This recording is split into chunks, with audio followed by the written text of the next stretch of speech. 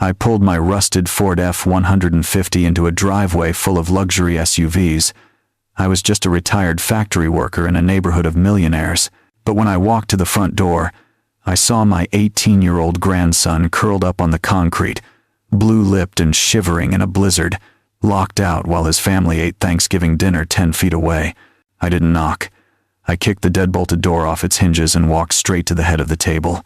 My son-in-law laughed and called the cops to have me arrested for kidnapping, but when the officers arrived and saw what was hiding under my grandson's sleeves, they didn't put the handcuffs on me. Before I tell you exactly what the police found on his arm, let me know where you're watching from in the comments, and please subscribe if you believe that a real father protects his family no matter the cost. My phone buzzed against the hard plastic of the dashboard. It was a sharp mechanical sound that cut right through the low rumble of my idling truck. I looked down at the screen. It was a text from my neighbor, Mrs. Higgins. She was always watching the street from her front window with her cat perched beside her like a sentry. Saw police cars at the Hendersons again. Domestic situation. Made me think of you and your family worries. I stared at those words while my old Ford F-150 chugged rhythmically in the driveway. The engine vibration traveled up through the seat and settled into my bones. The Hendersons lived 3 houses down. They were good people mostly, but they had a son who could not leave the bottle alone. Sarah used to worry about them. I had to correct myself. It had been 6 months since Sarah passed, but my mind still reached for her name 100 times a day. Like a phantom limb, I could still feel itching. Sarah had that mother's intuition that always terrified me. She could sense trouble before it even turned the corner onto our block. She used to say, "Elijah, you have to listen to the silence because the silence tells you more than the noise ever could." Sitting there in my truck on Thanksgiving morning, I listened to the silence. It was heavy, it was thick, and it was telling me something I did not want to hear. The anxiety gripping my chest was not about the Hendersons. It was about Keisha. My daughter lived 40 miles away in a house that cost more than my entire block combined. She was married to Marcus, a man who wore suits that cost a month of my pension and smiled with his mouth but never with his eyes. Sarah never liked him. She tried to hide it for Keisha's sake, but I knew. She laid awake at night staring at the ceiling, worrying about the way Marcus spoke to our grandson Malik. Malik was 18 now. He was a good boy, smart and quiet. Too quiet lately. Last time I saw him, his eyes looked old. Older than 18 years should look. I gripped the steering wheel. The leather was worn smooth by 40 years of work. My hands were rough and calloused. They were hands that built cars on the assembly line for 3 decades. They were hands that fixed furnaces and changed tires and built fences. They were hands that could fix almost anything, but they could not fix the feeling in my gut. I looked out the windshield. The sky over Detroit was the color of a bruised plum, low and heavy and threatening. The weatherman said a blizzard was coming, a real lake-effect storm that would bury the roads by nightfall. Most people were already inside. They were watching parades on television and basting turkeys. They were arguing about football and waiting for pumpkin pie in warm kitchens. I should have been inside too. I should have been watching the Lions lose another game in my recliner. But I could not sit in that empty house. The house was too quiet without Sarah humming old gospel tunes in the kitchen, and every time I looked at the phone I felt a pull, a physical tug in my chest telling me to drive. Go see them, Elijah. Go check on the boy. I could almost hear Sarah's voice whispering in my ear, urgent and soft. I checked the gas gauge. Full. I checked the passenger seat. There were 2 gift bags sitting there looking cheerful against the worn upholstery. One held a new baseball glove. Genuine leather. It cost me plenty, but I wanted Malik to have the best. He used to love playing catch. We would spend hours in the park throwing the ball until the streetlights came on and the mosquitoes came out. The other bag had comic books. Vintage ones. The kind with heroes who always did the right thing and saved the day. Maybe he was too old for them now.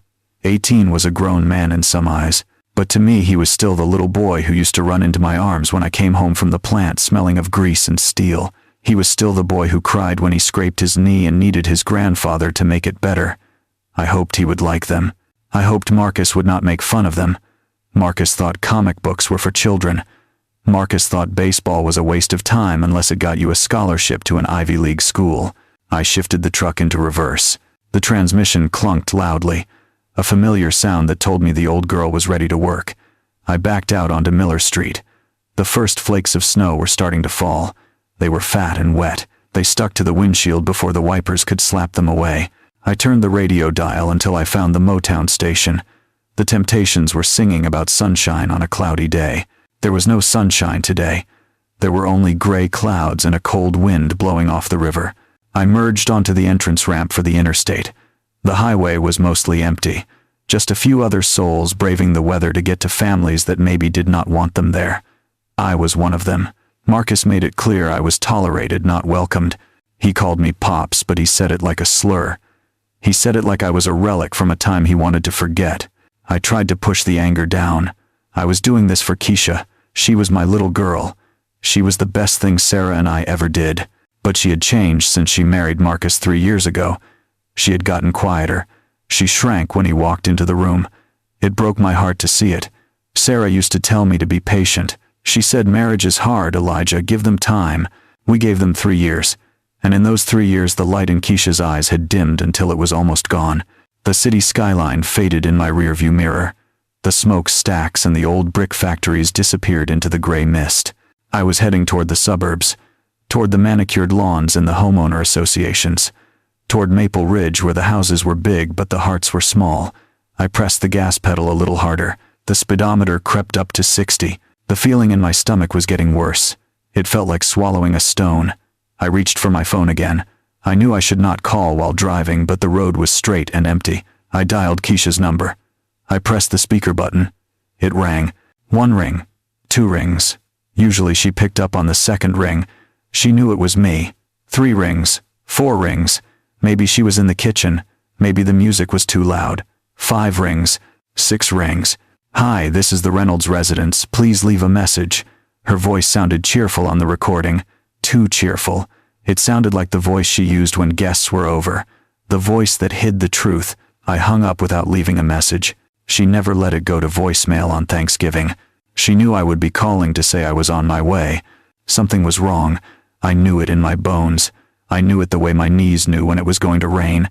I knew it the way Sarah knew when I had a bad day at the plant before I even opened my mouth. I gripped the wheel tighter until my knuckles turned white. "I am coming, Malik. I am coming, Keisha. Just hold on."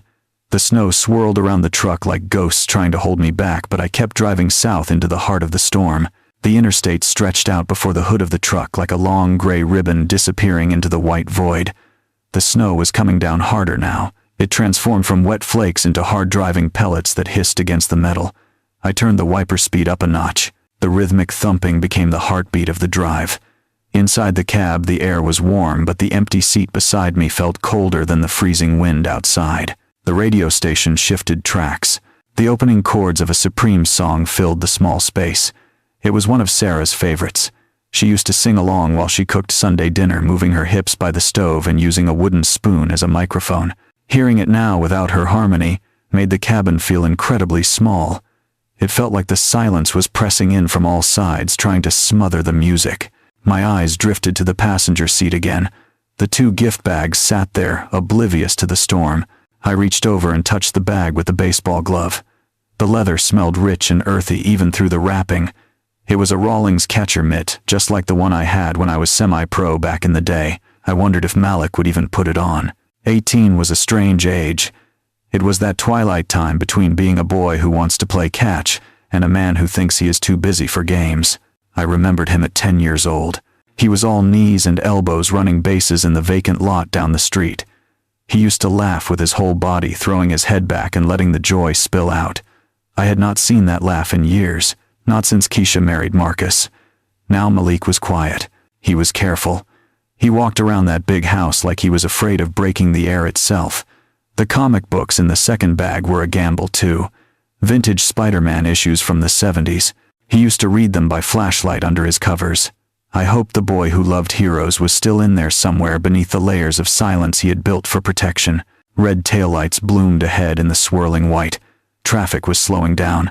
Other cars crawled along at a snail pace, their hazard lights blinking like nervous fireflies in the gloom. I kept my distance. My truck was heavy and reliable, but ice did not care about reliability. It only cared about momentum. I tapped the brakes, gently testing the grip. The road was slick. Black ice was hiding under the fresh powder, waiting to send careless drivers into the ditch. I looked at the dashboard clock. It was just past 2:30 in the afternoon. Still no call back from Keisha. That silence was louder than the storm. Usually she would call to ask if I was bringing the sweet potato pie, or to warn me that Marcus was in a mood. Today, there was nothing. Just the void. The worry in my gut hardened into a physical weight. It sat heavy in my chest right next to the grief. A neon sign for a gas station appeared through the falling snow. Its bright fluorescent lights cut through the gray afternoon like a lighthouse in a fog. I needed to stretch my legs. I needed to stop the wheels in my head from spinning out of control. I pulled off the highway and rolled into the station. The lot was mostly empty except for a snowplow driver drinking coffee in his cab. The cold air hit me like a physical slap when I opened the door. It carried the sharp chemical smell of gasoline in winter. I filled the tank quickly, watching the numbers tick up on the pump. My hands were numb, even in my gloves.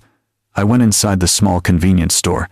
The bell above the door jingled a cheerful sound that did not match the grim weather. The clerk was a young man with dark circles under his eyes. He looked like he would rather be anywhere else on Thanksgiving Day. He watched me place a bag of peppermints on the counter. They were Malik's favorite. The cheap red and white hard candies that dissolved slowly. "Roads are getting worse by the hour, sir," the clerk said, scanning the bag. The machine beeped. "You driving far?" "Just to the suburbs," I said, pulling a crumpled $20 bill from my wallet. "Family dinner." "Be careful out there," the young man said, handing me the change. "Saw a bad wreck near exit 12. People drive like they are immortal." I nodded my thanks and walked back out to the truck. I was not immortal. I was old and tired and worried. But I had a grandson waiting for me. I climbed back into the cab and tossed the peppermints onto the seat next to the baseball glove. The heat blasted my frozen face. I checked my phone one last time. No missed calls, no texts, just the time staring back at me. It was getting late. The drive usually took 45 minutes, but today it would be closer to an hour. Every minute that passed without a word from Keisha felt like a tightening noose. I put the truck in gear and pulled back onto the snowy road. The music had changed to something slow and mournful. I turned the volume down. I needed to focus. I needed to get there. Because the ghost of Sarah's intuition was screaming in my ear that time was running out. The exit ramp curved away from the interstate, and the world transformed instantly. The gray sludge of the highway was replaced by pristine white avenues lined with old oak trees. Maple Ridge was the kind of place where the snowplows ran every hour, and the streetlights were designed to look like gas lamps from a century ago. It was a fortress of wealth hidden behind wrought iron gates and perfectly trimmed hedges. The heavy tires of the Ford crunched over snow that looked cleaner here than it did back in the city. In Detroit, the snow turned to brown slush within minutes, mixed with salt and exhaust. Here it lay across the manicured lawns like a thick wool blanket. It sparkled under the decorative street lamps. Enormous brick houses sat far back from the road. They looked like castles with turrets and 3-car garages and windows that stretched from floor to ceiling. Every driveway was empty of snow. Every walkway was salted and swept. It was beautiful in a cold, untouchable way. It felt like driving through a holiday postcard that had been airbrushed to remove any sign of real life. There were no rusted cars on blocks here, no chain-link fences, no kids playing in the street, just silence and money. Holiday decorations were already up on most of the lawns. Inflatable turkeys bobbed in the wind next to early Christmas reindeer. White lights spiraled up the trunks of trees and outlined the roof peaks in precise geometric lines. It was a performance, a display for the neighbors to prove who had the most spirit, or perhaps just the most disposable income. I slowed the truck as the familiar street sign appeared. The knot in my stomach tightened. It pulled at my insides like a clenched fist. This neighborhood always made me feel small. It made me feel like the grease under my fingernails was visible from 50 yards away. But today the feeling was different. It was not just insecurity. It was dread. Marcus and Keisha lived at the end of the cul-de-sac in a blue 2-story colonial that looked big enough to house 3 families. The shutters were painted a crisp white. The brickwork was flawless. A wreath the size of a tractor tire hung on the front door, adorned with gold ribbons that fluttered in the biting wind. Warm light spilled from every window. It cast long golden rectangles across the blue snow on the lawn. Shadows danced inside those rectangles. People moving, people living. From the outside it looked like the definition of the American dream. It was the picture of success that everyone worked for. But to me it looked like a gilded cage. I pulled into the driveway. The gravel crunched loudly beneath my tires, breaking the suburban stillness. My faded red truck looked like a scar next to the vehicles already parked there. Marcus owned a black pickup that cost more than my first house. It sat there gleaming and spotless. It was a truck that had never hauled lumber or carried a load of gravel in its life. It was a prop for a man who wanted to look rugged without doing the work. Beside it sat Keisha's luxury sedan. It was silver and sleek, and next to that was a dark SUV that must have belonged to one of Marcus's relatives. They were already celebrating. I could see the faint silhouette of heads moving past the dining room window. Smoke curled from the chimney, rising straight up into the slate-gray sky before the wind caught it. The smell of wood smoke mixed with the faint aroma of roasting turkey drifted through the vents of my truck. It should have been a comforting smell. It should have reminded me of family and gratitude. Instead, it smelled like exclusion. It smelled like a party I was not invited to, even though my blood was inside that house. I put the truck in park but left the engine running for a moment. The heater hummed against the cold. My hands gripped the wheel one last time. I needed to compose myself. I needed to put on the mask. The mask that smiled politely when Marcus made snide comments about my pension. The mask that pretended not to notice how quiet Keisha became when he entered the room. I looked at the gift bags on the passenger seat. The baseball glove seemed small now, a silly offering in the face of all this grandeur. What was a piece of leather compared to a house that looked like a museum? But it was not about the cost. It was about the catch. It was about the time spent. I killed the engine. The silence rushed back in instantly. The wind howled softly around the mirrors. I took a deep breath of the stale cabin air and opened the door. The cold bit at my exposed face. It was sharper here. Cleaner, but sharper. I grabbed the gift bags and stepped down onto the paved driveway. My boots felt heavy. Every step toward that front door felt like walking into enemy territory without a weapon. I was just an old man with a used truck and a bad feeling, but I kept walking because Malik was in there, and if my gut was right, he needed me more than he needed this perfect house. The walkway leading to the front porch was lined with solar lights that cast small pools of weak LED brightness onto the snow. Each step I took crunched loudly in the quiet afternoon. The sound seemed to echo against the brick facade of the massive house. I shifted the weight of the gift bags in my hands and adjusted my grip. My fingers were already starting to ache from the cold despite my gloves. The wind whipped around the corner of the garage and threw a handful of ice pellets against my cheek. It was a bitter, stinging sensation that made my eyes water. A massive wreath hung on the dark wood of the front door. It was decorated with fake frosted pine cones and a velvet bough the color of burgundy wine. It looked expensive and welcoming in a way that felt entirely manufactured. I prepared my face for the greeting. I rehearsed the smile I would offer Marcus. I prepared the gentle hug I would give Keisha. I was ready to play the part of the grateful grandfather just to keep the peace. Then I saw him. At first, my brain refused to process what my eyes were seeing. There was a shape huddled in the corner of the porch right where the brick wall met the siding. It looked small and gray against the festive decorations. I thought perhaps it was a bag of trash someone had set out, or maybe a forgotten delivery package dusted with snow. But then the shape moved. It was a subtle, convulsive jerk that rippled through the pile. I stopped walking. The gift bags grew heavy in my hands. A sudden, terrifying clarity washed over the scene. That was not a bag. That was a person. Malik. He was sitting on the concrete steps with his knees pulled tight against his chest. His arms were wrapped around his shins in a desperate attempt to conserve heat. He was not wearing a coat. He was not wearing a hat or a scarf. He was dressed in a thin, long-sleeved shirt and a pair of denim jeans that looked dark with moisture where they touched the snow. The air left my lungs in a rush. I dropped the bags. The expensive leather baseball glove and the vintage comic books landed in a snowdrift with a soft thud. I did not care. I ran the last 10 feet. My heavy boots slammed against the pavement. The sound was loud and violent, but the figure on the steps did not look up. He did not seem to hear me at all. "Malik," I called out. My voice cracked. I reached him and fell to my knees on the hard concrete. Up close, the situation was a nightmare. His skin was a terrible shade of gray. It looked like the color had been drained out of him, leaving behind a waxen shell. His lips were blue, not a pale tint, but a deep bruising blue that looked unnatural on his young face. Frost clung to his eyelashes and eyebrows. He looked up at me then. His eyes were glassy and unfocused. They moved slowly like they were swimming through syrup. There was no recognition in them at first, just a dull acceptance of his misery. His body was shaking so violently that his teeth were making a clicking sound. It was a rapid, rhythmic clatter like porcelain beads hitting together. "Oh God, son," I whispered. I tore at the buttons of my Carhartt coat. My fingers fumbled with the stiff fabric, but panic made me fast. I stripped the heavy canvas jacket off my back. The freezing wind hit my flannel shirt instantly. It felt like being doused in ice water, but the cold was irrelevant. I wrapped the coat around my grandson. I pulled it tight over his shoulders and tried to cover his head with the collar. He felt like a block of ice. There was no warmth radiating from him. It was like touching stone. His trembling was so intense it vibrated through my own arms as I held him. "Malik, look at me. How long have you been out here?" He tried to speak. His jaw muscles worked spasmodically. No words came out.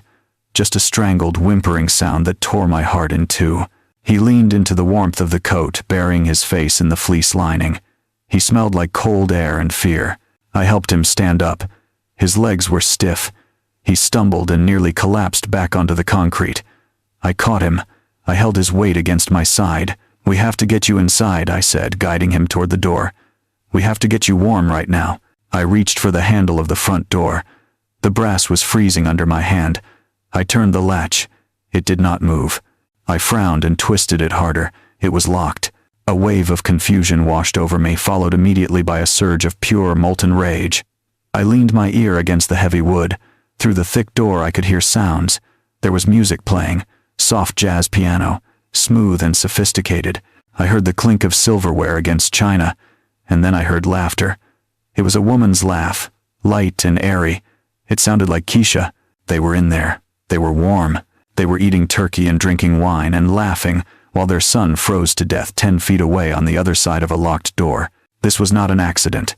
You do not lock the front door on Thanksgiving afternoon when your family is home. You do not leave a boy in a t-shirt outside in a blizzard by mistake. Malik flinched when he saw me trying the door. He pulled back, his eyes wide with terror. "No, Grandpa," he whispered. The words were slurred and barely audible. "Don't. Not allowed. Not allowed." The words hung in the freezing air. He was terrified, not of the cold that was slowly killing him, but of the man inside that warm house. He was more afraid of breaking a rule than he was of dying. I looked at the window. The warm golden light spilled out onto the snow, illuminating the frost on my grandson's face. Inside there was a fire in the fireplace. Inside there was safety, but it was a safety that had been weaponized. They had turned their home into a fortress and left my boy outside the walls. My hand curled into a fist against the wood of the door. The festive wreath with its velvet bow mocked me. The perfect house with its perfect shutters mocked me. But the shivering boy in my arms was real. The blue tint of his lips was real. I looked at Malik again. He was staring at his feet, his body shaking inside my oversized coat. He looked broken. He looked like he believed he deserved this. And that belief broke something inside me. It snapped the last thread of my patience. It snapped the last cord of my restraint. I was not going to knock. I was not going to ask for permission. I was going to tear their perfect world apart. I grabbed Malik by the arm. The anger was burning hot in my chest, but the boy needed heat more than he needed a fight right now. I could not leave him on the porch while I screamed at his stepfather. "Come on, son," I said. My voice was rough. "We are going to the truck." Malik did not argue. He did not have the strength to argue. He leaned his weight against me and his legs dragged through the snow. He felt light. Too light for an 18-year-old boy. It was like carrying a bundle of dry sticks wrapped in heavy canvas. We stumbled back down the walkway past the solar lights and the perfect hedges. I opened the passenger door of the truck and swept the gift bags onto the floorboard. The comic books and the baseball glove tumbled into the dark footwell, forgotten. I helped Malik climb up into the seat. He moved stiffly like his joints had rusted shut. I buckled the seatbelt around him because he could not do it himself. His fingers were curled into useless frozen claws. I ran around to the driver's side and jumped in. I turned the key, and the engine roared to life. I cranked the heater dial all the way to the right.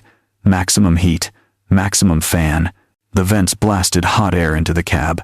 It was loud and aggressive, but it was exactly what we needed. I reached under the back seat and pulled out an old wool blanket I kept for emergencies. I draped it over him on top of my coat. Malik sat there staring at the dashboard. His teeth were still chattering. That sound filled the small space. It was a rapid machine gun rattle that grated on my nerves. I took his hands in mine. They were ice cold. They felt like raw meat taken straight from the freezer. I rubbed them vigorously, trying to generate friction, trying to force the blood back into the pale skin. "Can you feel that?" I asked. "Can you feel my hands?" Malik nodded slowly. His head bobbed on his neck like a doll. "Yay. Yes." The word came out thick and clumsy. It sounded like his tongue was too big for his mouth. I looked at his face closely in the dome light. The blue on his lips was fading slightly, turning to a sickly purple. His cheeks were mottled with red patches where the wind had bitten deep. I checked his ears. They were white at the tips. Frostbite.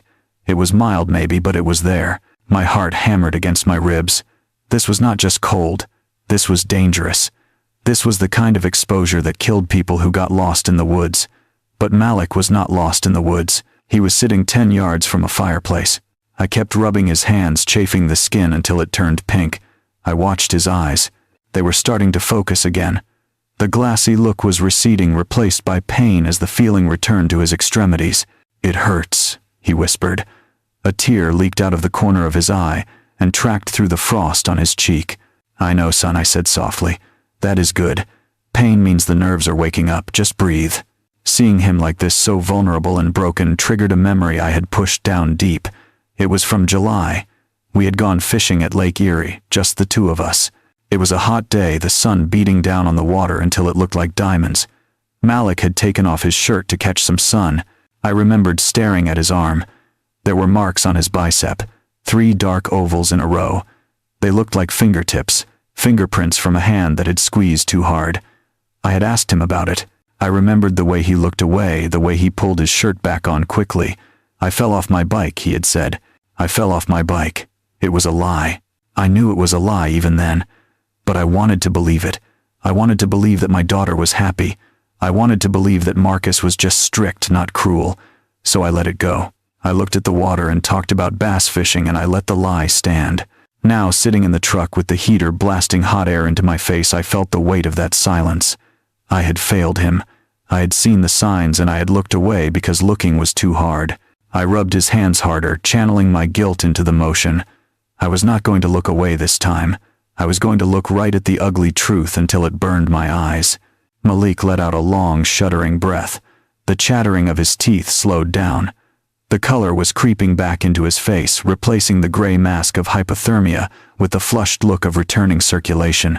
He looked at me, and for the first time I saw the boy I knew behind the trauma. "Grandpa," he said. His voice was clearer now, though still weak.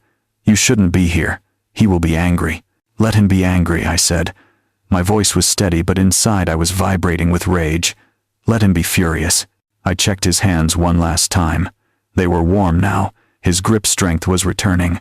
He was going to be okay physically. The heat was doing its job, but the fear in his eyes remained. That was something the heater could not fix. That was a cold that went deeper than skin and bone. I needed to know. I needed to know exactly what happened before I walked back up to that house. I needed ammunition. "Tell me," I said. I let go of his hands and leaned back against the door, watching him. "Tell me exactly how you ended up on that porch." I planted my left foot firmly on the icy concrete of the porch. The rubber sole of my work boot gripped the frozen surface. I was 68 years old, but I was not frail. I had spent 40 years lifting steel and turning wrenches on the assembly line.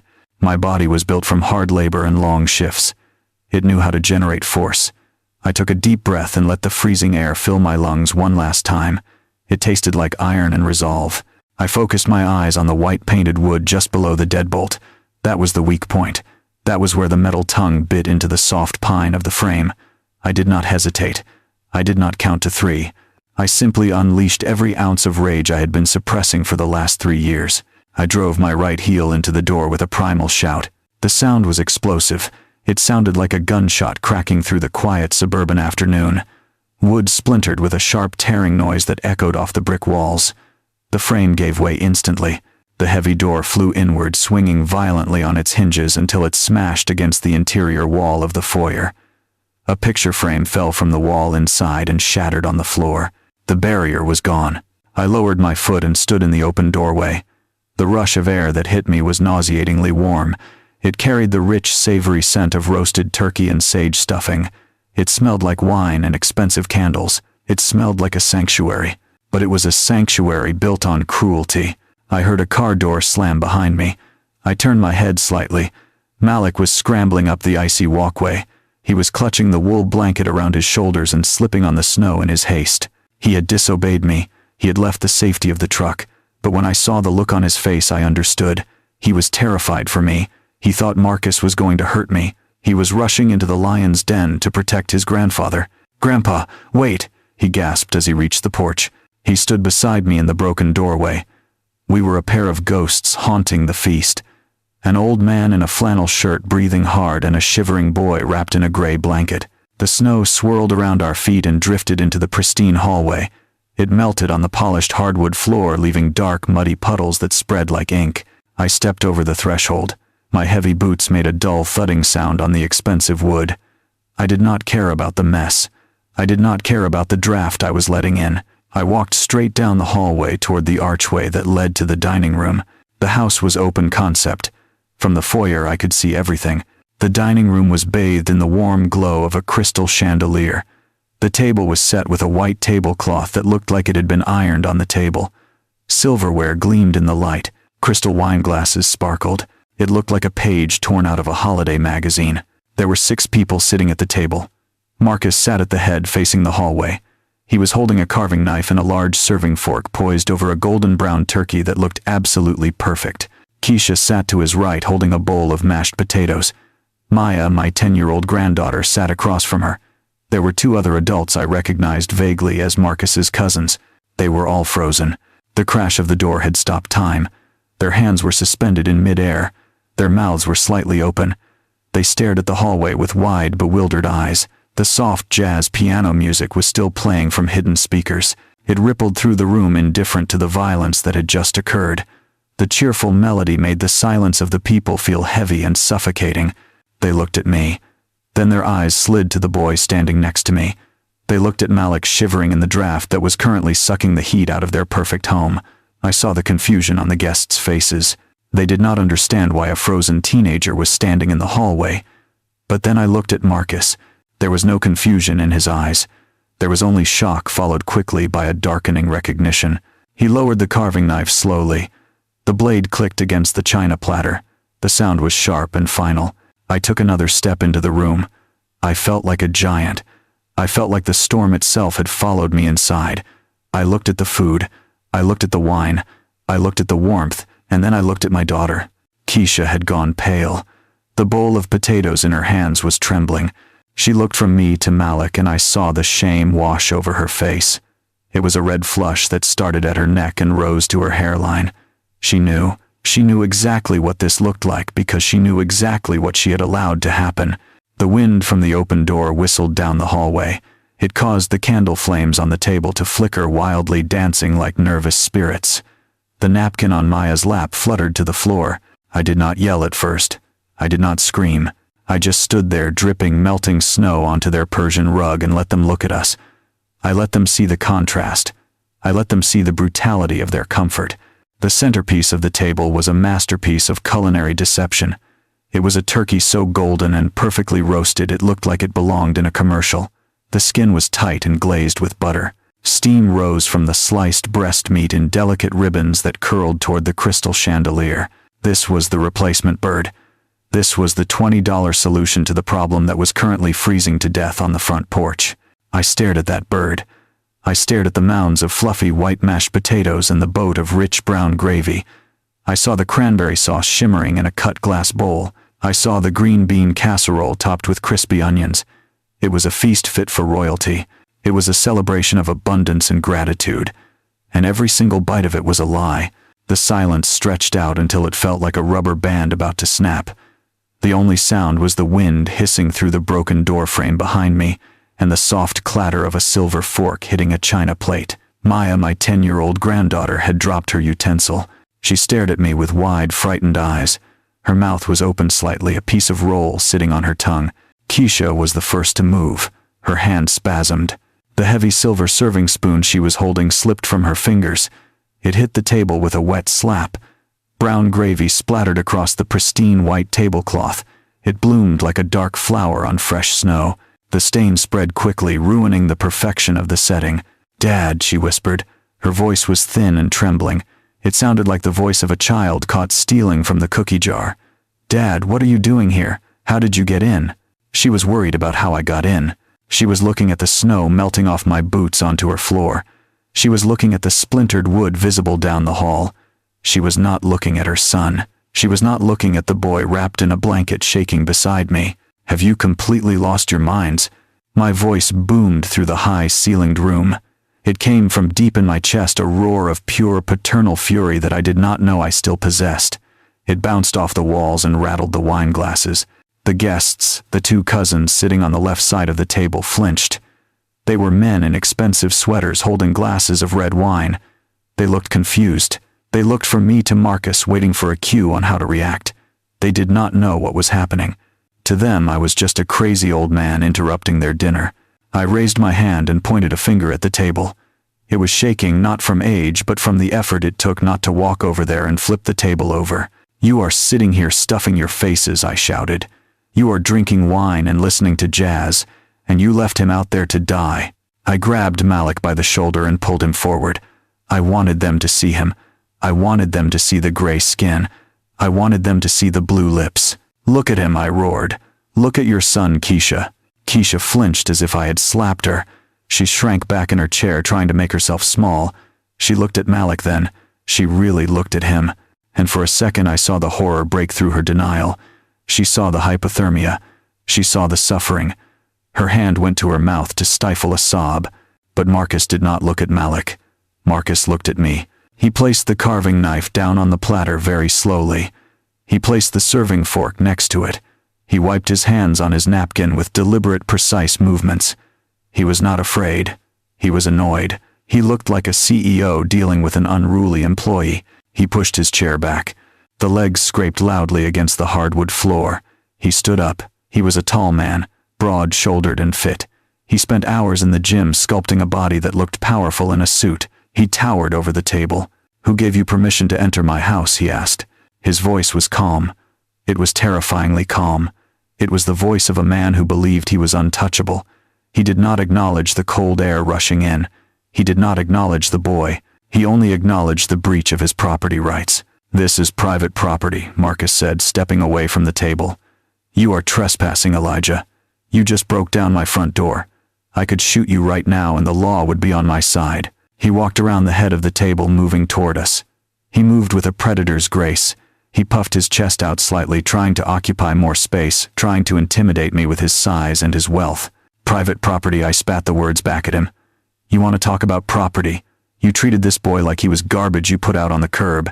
I stepped forward to meet him. I left Malik by the archway and walked into the dining room. I was 5 inches shorter than Marcus. I was 20 years older.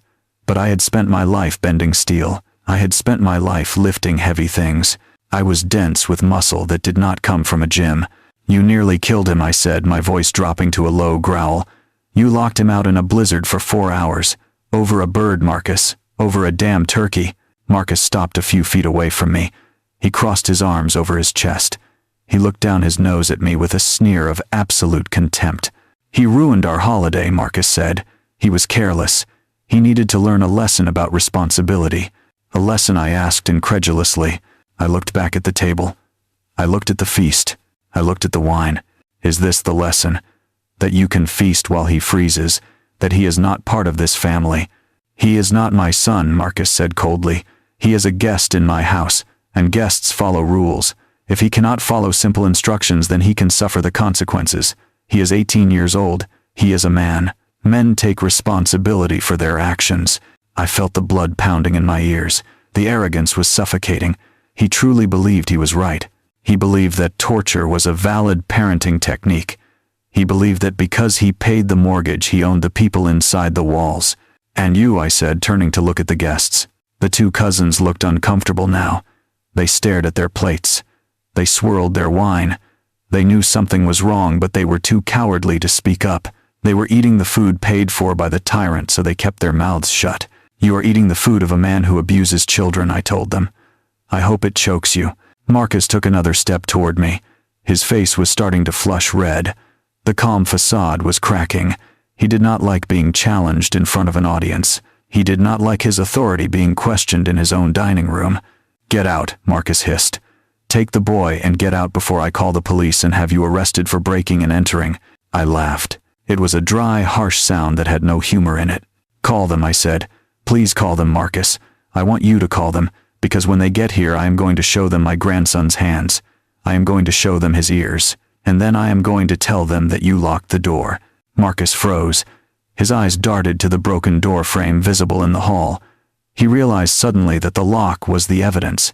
The fact that I had to kick it in proved that it was bolted. It proved that Malik could not have come in if he wanted to. "You are bluffing," Marcus said, but his voice lacked conviction. "I am not bluffing," I said. I pulled my phone from my pocket. I held it up. "I am taking him," I said. "We are leaving. And if you ever try to stop me, I will burn your whole world down with the truth." Keisha made a sound. It was a whimper. Marcus looked at her sharply, silencing her with a glare. But the spell was broken. The perfect Thanksgiving was ruined. The gravy was spilled. The door was broken.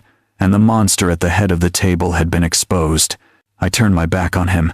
It was a dangerous move, but I wanted to show him that I did not fear him. I walked back to Malik. I put my arm around his shoulders. "Let's go, son," I said. Malik looked at his mother one last time. She was staring at her hands, her face wet with tears. She did not look up. She did not tell him to stay. She just sat there in the wreckage of her dinner and let him go. We walked away from the light and the heat. We walked back toward the cold hallway and the broken door. But as we stepped over the splintered wood, I realized something. The air outside felt cleaner. It felt honest. I would rather freeze in the truth than feast on a lie. I had not taken 3 steps toward the door before Marcus's voice cracked through the air like a whip. It was not the smooth corporate voice he used to charm his clients. It was sharp and guttural. It was the sound of a man who was used to being obeyed instantly and without question. "You do not walk away from me, old man," Marcus shouted. I stopped. I felt Malik flinch under my arm. His body went rigid against my side. He was conditioned to freeze at that tone. He was waiting for the blow that usually followed. But I was not Malik. I was not afraid of a man who measured his worth by the square footage of his house. I turned around slowly. I kept one arm around my grandson, but I squared my shoulders. Marcus had moved from the table. He was standing in the middle of the room, blocking the view of the feast. His face was a mask of cold fury. His hands were balled into fists at his sides. "This is my house," Marcus said, stepping forward. He emphasized every word, striking the air with his finger. "My name is on the deed. My money pays for the heat you are letting out. You are trespassing, Elijah. You are violating my sanctuary. And you are trying to steal a member of my household." I looked at him. I looked at the expensive suit pants and the silk tie that hung loose around his neck. I looked at the manicure on his fingernails. "Your house?" I asked quietly. I took a step toward him. I left Malik by the broken door frame and walked back into the lion's den. I invaded his personal space. I got close enough to smell the expensive cologne he wore. It smelled like musk and money. It barely covered the scent of the red wine on his breath. "You think owning a pile of bricks makes you a king?" I asked him. "You think paying a mortgage gives you the right to torture a child?" "It is not torture," Marcus spat. He did not back down. He leaned into my face, his eyes hard as flint. "It is discipline, something you clearly know nothing about. You raised a daughter who is weak, a daughter who cannot control her own son. Someone has to be the man here.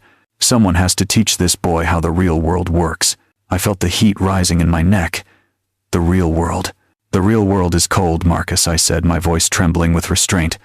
"The real world is hard. Malik knows more about the real world right now than you ever will. You sit here in your ivory tower and you think freezing a boy makes him a man." "He is soft," Marcus sneered. He glanced over my shoulder at Malik, who was huddled by the door. "Look at him, shivering like a dog. He is 18 years old, Elijah. He should be able to handle a little adversity. But he is weak. He is lazy. He coasts through life, expecting everything to be handed to him because his mother feels guilty that he grew up without a father." He paused, letting the cruelty of his words sink in. "He is a leech," Marcus said. "He lives under my roof. He eats my food. He uses my electricity. And what does he contribute? Nothing. He cannot even roast a turkey without ruining it. He is a parasite, Elijah. And parasites need to be burned off." The word hung in the air. Parasite. He was talking about a boy who made the honor roll, a boy who volunteered at the library, a boy who never asked for a dime more than he needed. Marcus did not see a son. He saw a line item on a budget that he wanted to cut. He saw an inconvenience. I looked past Marcus to the table. Keisha was still sitting there. She was staring at her plate, her hands gripping the edge of the table so hard her knuckles were white. She had heard every word. She had heard her husband call her son a parasite. She had heard him call her weak, and she said nothing. "Keisha," I called out. She did not look up. Her shoulders hunched forward as if she was expecting a physical blow. "Keisha, look at me," I commanded. Slowly, painfully, she lifted her head. Her eyes were wet and red. Her mascara was running down her cheeks in dark, jagged lines. She looked devastated. But beneath the devastation I saw something worse. I saw surrender. "Is this what you signed up for?" I asked her. I pointed a finger at Marcus, who was still glaring at me. "Did you marry a husband or did you hire a warden? He just called your son a leech, Keisha. He just admitted he hurt him on purpose. Are you going to sit there and eat his potatoes while he spits on your flesh and blood?" Keisha opened her mouth. Her lips trembled. I waited. I waited for the fire I knew she used to have. I waited for the girl who used to debate me at the dinner table until midnight. I waited for the mother to rise up and defend her cub. Marcus turned his head and looked at her. He did not speak. He just looked. It was a look of pure dominance. It was a warning. It said, "Remember who pays the bills. Remember who gave you this life. Remember what happens when you cross me." Keisha closed her mouth. She looked down at the tablecloth. She picked up her fork. Her hand was shaking so badly the silver rattled against the china. She took a small bite of potatoes and chewed mechanically. She had failed. The fear was too deep. The golden handcuffs were too tight. I felt a crack in my heart that went deeper than grief. I had lost my wife to cancer 6 months ago, but today I realized I had lost my daughter to something much more insidious. I had lost her to cowardice. I looked back at Marcus. He was smiling. It was a small, triumphant smirk. He knew he had won her. He knew he owned her just as much as he owned the house and the car and the turkey. "You see, Elijah," he said softly. "She knows her place. She knows who provides for this family. Now get out of my house before I have you thrown out." I looked at him with pity. I really did. He thought he was powerful. He thought he was a king. But he was just a bully standing in a castle made of cards. "You are right, Marcus," I said. "This is your house. You bought it. You own it. And you deserve to be alone in it." I turned around. I did not look at Keisha again. I could not bear to see her eating that food. It was the bread of sorrow and she was swallowing it whole. I walked back to Malik. I grabbed his arm gently. "Come on, son," I said. "We are leaving. And we are never coming back." I reached into the front pocket of my flannel shirt. My hand closed around my cell phone. It felt cold and hard against my palm. I pulled it out slowly, making sure the movement was deliberate. I held it up so the screen caught the light from the chandelier. My thumb hovered over the keypad. "You have 30 seconds, I said. My voice was deadly calm. Marcus laughed. It was a bark of disbelief. 30 seconds to do what, Elijah? Are you going to call for a ride? Do you need a taxi to get off my property? You have 30 seconds to apologize to my grandson, I said. You have 30 seconds to put a plate of hot food in front of him. You have 30 seconds to treat him like a human being instead of a stray dog. Or I am going to dial 3 numbers. And I promise you, Marcus, the police will be very interested to hear about the minor you endangered tonight." Marcus stopped laughing. He crossed his arms over his chest. His eyes narrowed. "You wouldn't dare," he said. "You are bluffing, old man. You know that if you call the police, you destroy this family. You know that if you bring the law into my house, you are cutting ties with your daughter forever." I looked at Keisha. She was still staring at her plate. She looked like a statue of misery. "The ties were already cut, Marcus. You cut them when you decided that your ego was more important than her son's life. And she cut them when she decided to let you do it." I pressed the 9. The beep was loud in the silent room. I pressed the 1. Marcus took a step forward. His face flushed a darker shade of red. He realized suddenly that I was not playing his game. I was not afraid of his money or his influence. I was a man with nothing left to lose and a grandson to save. "Put the phone away, Elijah," he warned. His voice dropped an octave. It was a threat. "Do not make a mistake you cannot fix." I pressed the 1 again. My thumb hovered over the call button. "Fix it," I said. "Apologize." The room held its breath. The candle flames danced. The guests looked at the floor, terrified to witness the collapse of the dynasty. Marcus stared at me. His pride was a physical wall. He would never apologize. He would rather burn the house down than admit he was wrong to a man he considered beneath him. He sneered. "Go ahead," he said. "Call them. Tell them you broke down my door. Tell them you are harassing a private citizen. See who they believe. The successful financial advisor or the retired factory worker with a history of anger issues." He was right about one thing. Calling the police might get him arrested eventually, but it would not save Malik tonight. The police would come. They would take statements. It would be my word against his. And while the lawyers argued, Malik would still be living in this house. He would still be sleeping under this roof with a man who hated him. I lowered the phone. "You are right, Marcus," I said. "Calling the police is too good for you. You do not deserve a siren. You deserve silence." I slipped the phone back into my pocket. I turned my back on him. I looked at Malik. He was standing by the broken door, shivering violently. His eyes were wide with panic. He thought I had given up. He thought I was leaving him there. "Change of plans," I said. I walked over to him and put my hands on his shoulders.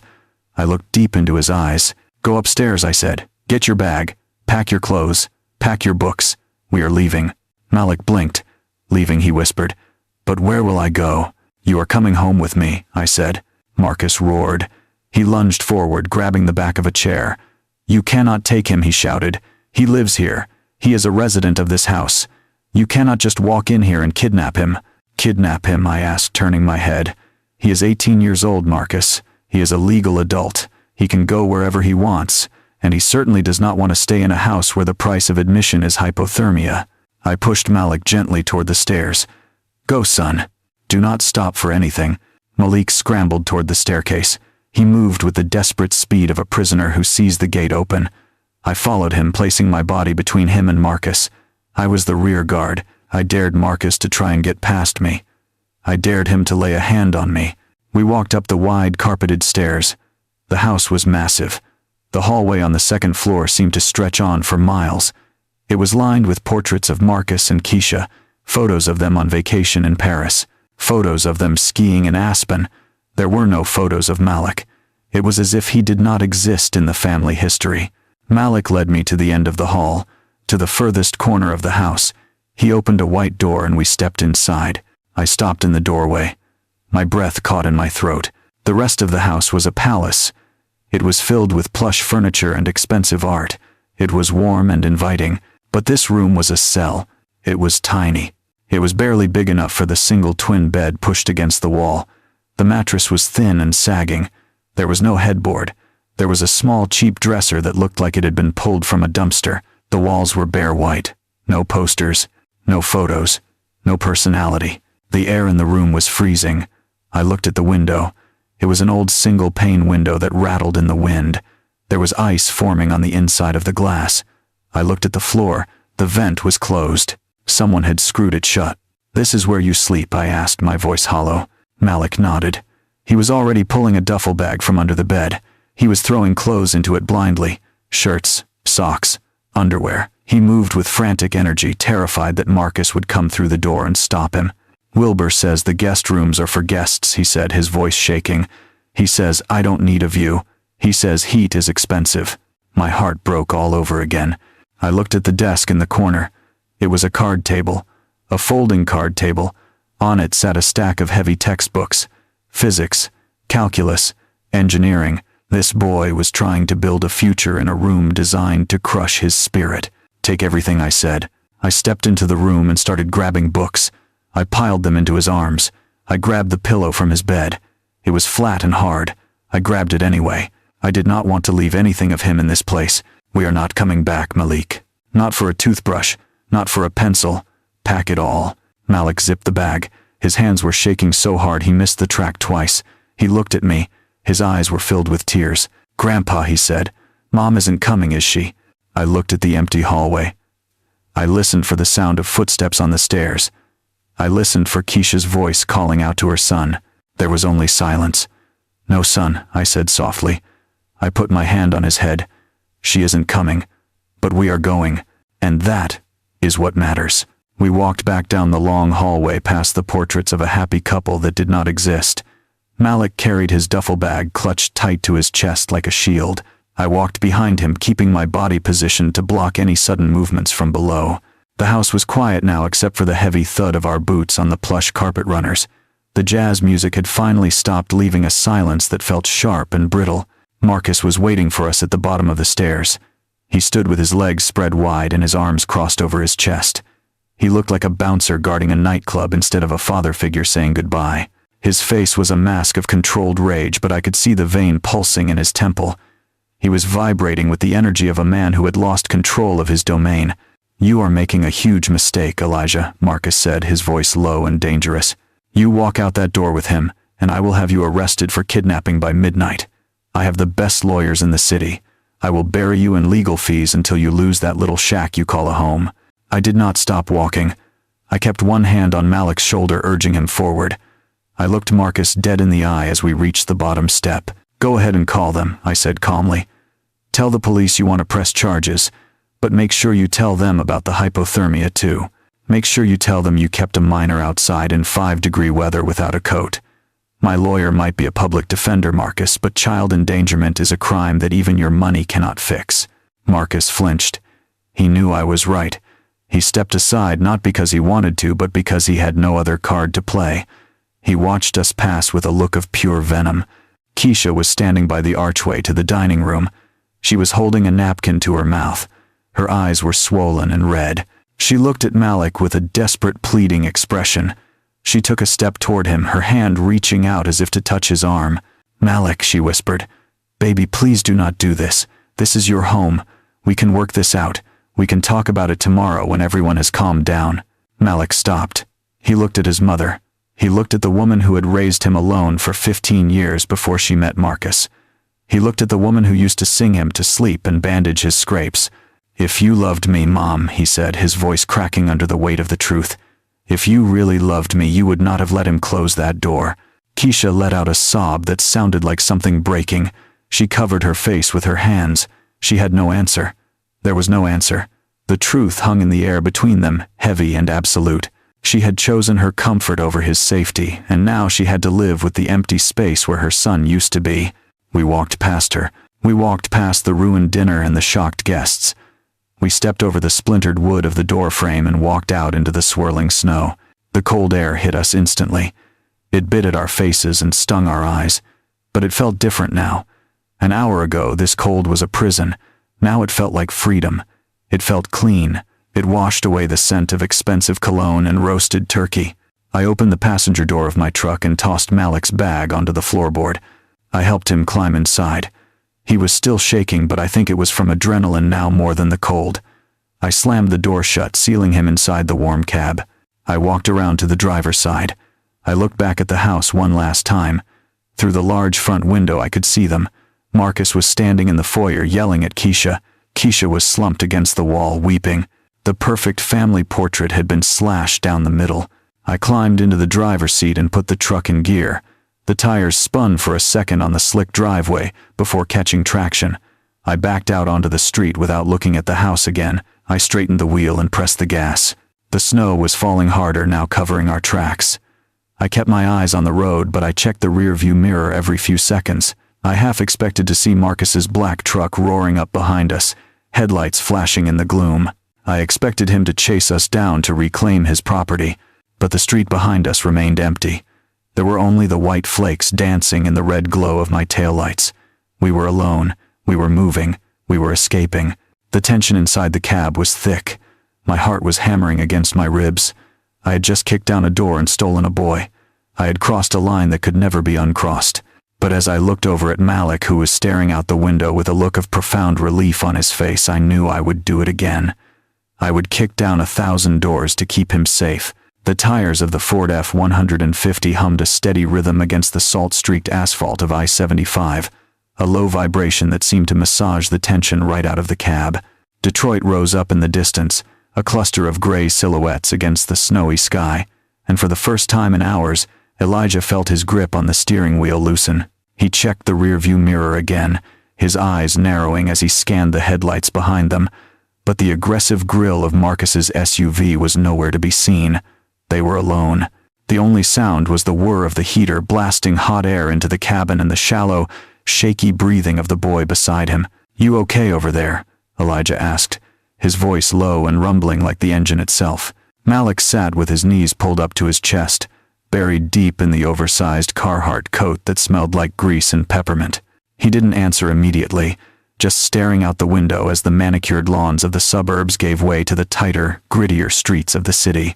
The boy looked younger than 18, stripped of his confidence, reduced to a shivering child by a man who measured worth in tax brackets. "I didn't mean to burn it," Malik whispered, his voice cracking. "I swear, Pops, I just wanted to help." Elijah's heart twisted, a sharp pang of sorrow that quickly hardened into resolve. He reached over, his rough, callous hand covering Malik's trembling knee. "Forget the bird," Elijah said firmly, keeping his eyes on the road. "That man didn't lock you out because of a turkey. He locked you out because he is small, and he needs to make everyone else feel smaller just to survive. You hear me?" Malik nodded slowly, wiping his nose with the sleeve of the coat. He looked at the dashboard, his eyes tracing the instrument panel, distraction serving as his only medicine. "The oil pressure gauge is steady," Malik murmured, shifting the conversation to something logical, something safe, that is good for an engine this old. Elijah smiled, a small crack in his stoic facade. He knew Malik had a mind for machines, a gift for understanding how things worked, even if he couldn't figure out why people were cruel. "She is a 99, Elijah said, patting the dashboard affectionately. 300,000 miles, and she still runs like a top. You know why? Because you maintain it," Malik said, a faint spark of life returning to his eyes. "Because I respect it," Elijah corrected. "I listen to it, I give it what it needs, and I don't push it past its limit just to show off. That is how you treat things you value, son. Remember that." They exited the highway, the truck rolling over the familiar potholes of Elijah's neighborhood. It wasn't pretty like Maple Ridge. The snow here was gray with soot, the houses were close together, and chain-link fences replaced the invisible boundaries of the rich. But as Elijah pulled into the driveway of his modest brick ranch, it looked like a fortress to him. It was a house built on 40 years of factory shifts, paid for with sweat and back pain, held together by the memory of a woman who loved fiercely. "Home," Elijah said, cutting the engine. The silence that followed wasn't heavy anymore. It was peaceful. They stepped out into the cold. But this cold was different. It didn't bite. It felt bracing, honest. Elijah guided Malik up the walk, the snow crunching under their boots. He unlocked the front door, the brass key turning with a familiar click that sounded like safety. Inside, the air was stale but warm, smelling faintly of old spice and the dust of old books. It was cluttered. Stacks of magazines on the coffee table, a collection of ceramic angels Sarah used to buy on the mantel, the old recliner that was shaped perfectly to Elijah's back. It was a far cry from the pristine, museum-like quality of Marcus's dining room. But as Malik stepped inside, his shoulders dropped 3 inches. He exhaled, a long, shuddering breath that seemed to expel the poison of the last 4 hours. "Go sit by the radiator," Elijah commanded gently, hanging his coat on the hook. "I am going to get some food in you." "I am not hungry," Malik lied, his stomach growling loud enough to be heard in the kitchen. Elijah ignored him, moving into the small kitchen with the efficiency of a man who had lived alone for 6 months. He didn't have a catering staff or a 20-pound bird. He had a loaf of white bread, a block of cheddar cheese, and a can of tomato soup. He lit the gas stove, the blue flame popping into existence with a cheerful whoosh. He buttered the bread, the knife scraping rhythmically, a domestic sound that filled the quiet house. As the soup simmered and the grilled cheese sizzled in the cast-iron skillet, Elijah watched Malik from the doorway. The boy was looking at a framed photo on the wall, a picture of Sarah holding Malik when he was just a toddler. She was beaming, her eyes crinkled in pure joy. Malik reached out, tracing the glass with a trembling finger. "She would have torn him apart," Malik said softly, not turning around. Elijah flipped the sandwich, the smell of toasted bread and melting butter filling the kitchen. "She would have," Elijah agreed, his voice thick. "She would have taken a skillet to his head, and she would have been right to do it." He plated the food and set it on the small round table in the breakfast nook. "Sit," he said. Malik sat. He took a bite of the sandwich, the cheese stretching, steam rising from the soup. He ate like a starving man, the warmth spreading from his belly to his limbs. Elijah sat opposite him, watching him eat, sipping a glass of water. For a moment, The world was simple again. There was no wealth, no poverty, no cruelty, just a grandfather feeding his grandson. "You are going to be okay," Elijah said, leaning forward. "You have got a roof here as long as you need it, and that school application you were talking about, the engineering program at Michigan, we are going to finish it." Malik looked up, tomato soup staining the corner of his mouth. "Marcus said I wasn't smart enough. He said I would flunk out in a semester." "Marcus is a fool who thinks money buys intelligence," Elijah spat, the anger flaring briefly. "You can fix an engine with your eyes closed. You have got your grandmother's heart in my hands. You are going to build bridges while that man just burns them." Malik smiled. A real smile this time, tentative but genuine. "Thank you, Pops," he said. "You don't thank family for being family," Elijah said, picking up the empty plates. "Now wash up. There are some blankets in the hall clothes." The sentence died in his throat. The living room, dim and cozy a moment ago, was suddenly slashed by rhythmic beams of harsh light. Blue, red, blue, red. The colors danced across the ceiling, reflecting off the ceramic angels, turning the sanctuary into a crime scene. Elijah froze. Malik dropped the napkin, terror flooding back into his eyes, draining the color from his face. "He found us," Malik whispered, gripping the edge of the table. "Pops, he found us." Elijah stood up slowly, his joints popping. He walked to the window and peered through the slat of the blinds. A police cruiser was parked at the curb, its lights cutting through the Detroit dusk. 2 officers were stepping out, their hands resting near their belts. Behind them, Marcus's black SUV idled like a hearse, the silhouette of a man in the driver's seat. "Stay here," Elijah said, his voice dropping to a growl. Bam, bam, bam. The pounding on the front door shook the small house. It wasn't a polite knock. It was the knock of authority, the knock of men who believed they had the law on their side. "Open up," a voice shouted from the porch, muffled by the heavy wood. "Police department." Elijah looked back at Malik. The boy was trembling again, the warmth of the soup forgotten. Elijah straightened his spine. He wasn't a rich man, he didn't have lawyers on speed dial, but he was standing on his own floorboards, protecting his own blood. He walked to the door, not with fear, but with the heavy, deliberate steps of a man preparing for war. He unlocked the deadbolt, took a breath, and pulled the door open to face the storm. The door swung open, revealing 2 uniformed officers framed by the swirling snow, their breath hitching in the cold night air. Behind them stood Marcus, his face twisted into a mask of frantic concern that looked almost genuine, and Keisha, who hovered like a ghost in the periphery, her eyes fixed on the ground. The sudden intrusion of authority into the quiet sanctuary of the living room felt violent, a clash of 2 worlds that were never meant to touch. "Step aside, sir," the taller officer said, his hand resting instinctively on his belt. "We received a call about a kidnapping in progress." Elijah did not step aside. He stood in the doorway like an oak tree that had weathered 50 winters, his frame filling the space, blocking their view of the boy inside. "There is no kidnapping here," Elijah said, his voice calm and level, "just a grandfather looking after his grandson."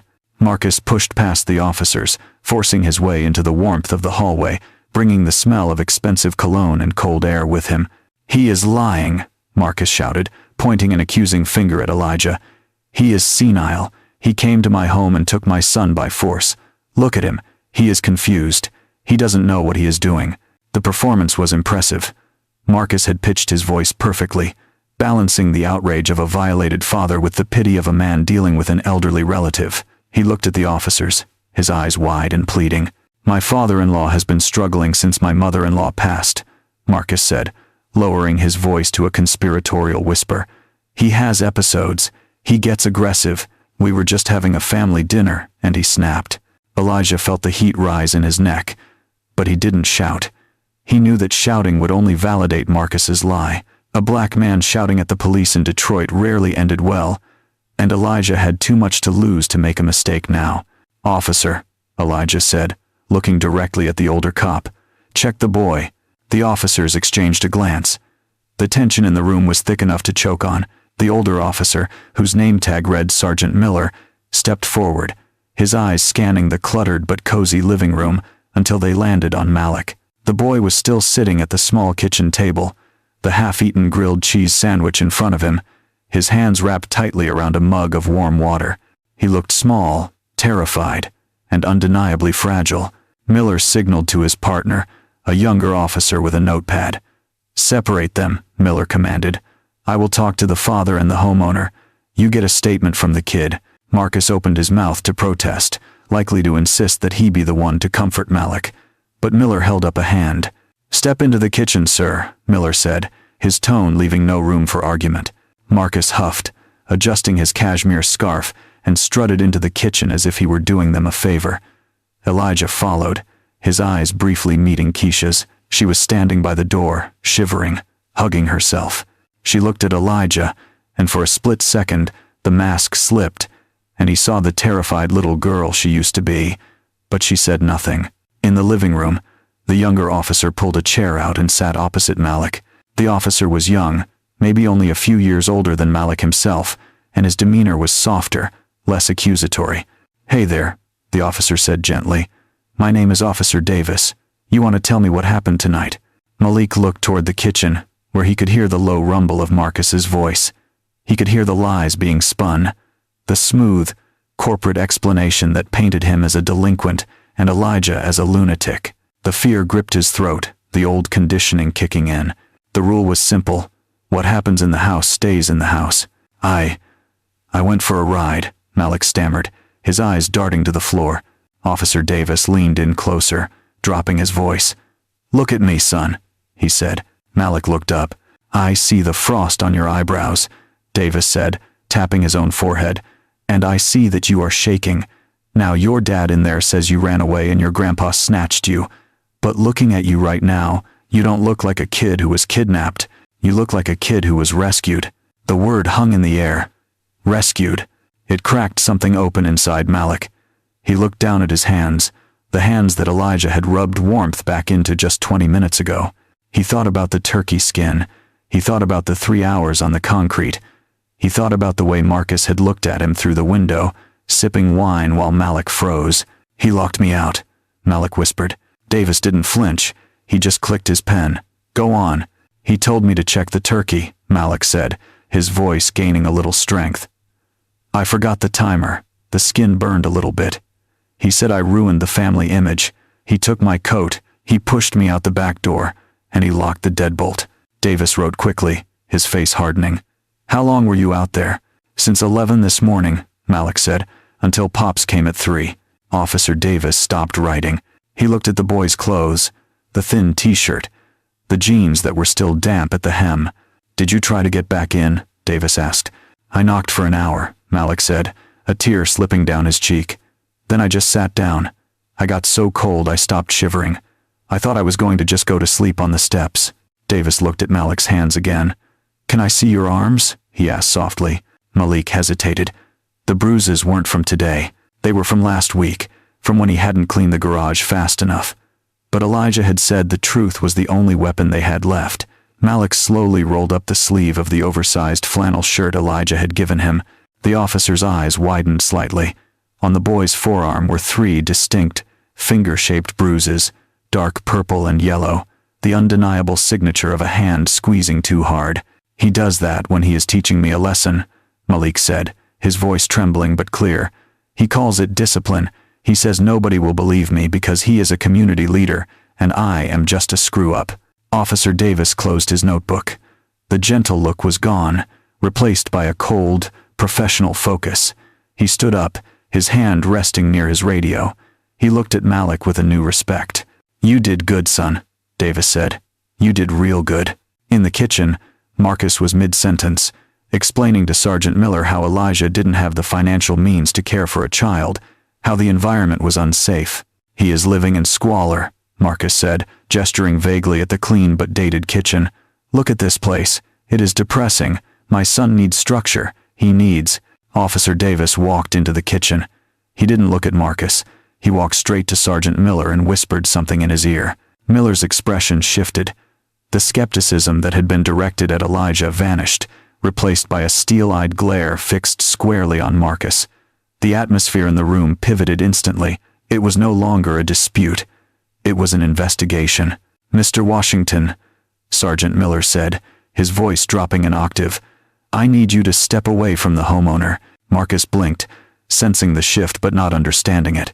Excuse me, he said, letting a laugh bubble up. I am the victim here.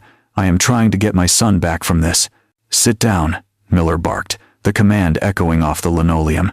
Marcus froze. The veneer of the powerful suburban dad cracked. For the first time all night, the arrogance faltered, replaced by the flicker of a man who realizes he has walked into a trap of his own making. Elijah watched him, his face impassive. But inside, a fire was beginning to burn. The truth was out. Sergeant Miller turned his back on Marcus, treating the man's protests like background noise, and focused his entire weight on the woman standing by the refrigerator.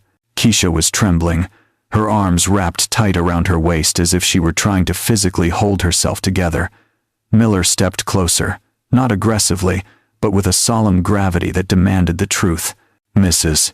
Washington, Miller said, his voice low and devoid of the skepticism he had shown earlier. Your son has severe bruising on his arm and he says he was locked outside in freezing temperatures for 4 hours. Now I need to know right now. Did you know about this? The room went deathly silent. The only sound was the hum of the old refrigerator and the rhythmic ticking of the clock on the wall. Marcus shifted in his chair, the leather creaking sharply. He didn't speak. He didn't have to. He turned his head slightly, fixing Keisha with a look that was sharper than a knife. It was the look, the one that meant quiet, the one that meant fix this immediately, the one that promised consequences that would happen behind closed doors where no police could see. Keisha felt the crushing weight of that stare. It had controlled her for 5 years. It had dictated what she wore, who she spoke to, and how she raised her son. It promised her a life of comfort and social standing in exchange for her absolute submission. She opened her mouth, the lie already formed on her tongue, the practiced script about Malik being difficult and clumsy, about how they were just trying to help him grow up. Then she looked past Miller. She looked through the narrow doorway into the living room. Elijah was standing there, solid as a mountain, his face etched with a sadness that cut her deeper than anger, and behind him, peeking out, was Malik. He wasn't looking at the floor anymore. He was looking at her.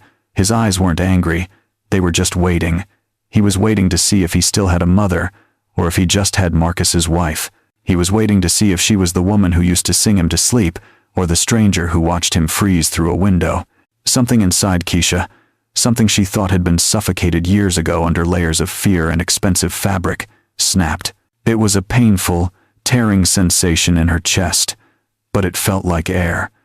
She took a breath, and it tasted like Detroit, like her father's house, like the truth. He hid the keys, Keisha whispered, her voice barely audible. Marcus stood up so fast his chair scraped loudly against the linoleum, a harsh screech that made everyone jump. Keisha, don't you dare, he hissed, the mask completely gone now, replaced by pure venom. He hid the keys, Keisha said, louder this time, her voice shaking but gaining power with every syllable. I wanted to let him in. I begged him to let me open the door, but he put the deadbolt on and put the keys in his pocket.